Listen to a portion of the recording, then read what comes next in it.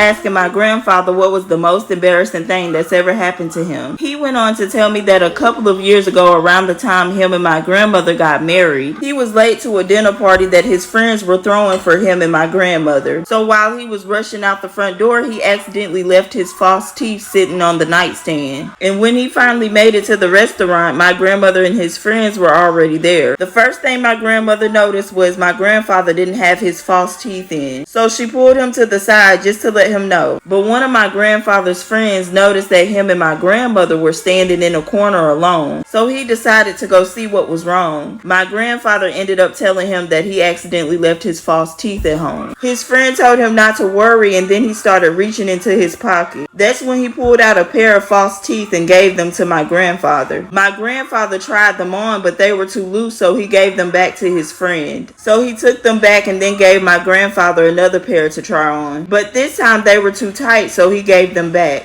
Then his friend told him that he had one more pair of false teeth for him to try. So my grandfather took the last pair of false teeth, and to his surprise, they were a match. So he thanked his friend for the false teeth. Then they all went to go sit down to eat. And after dinner, my grandfather went to go find his friend to thank him again. When he finally found him, my grandfather asked him where was his office because he's looking for a good dentist. His friend looked at him and said, "Oh, I'm not a dentist. I work at the morgue."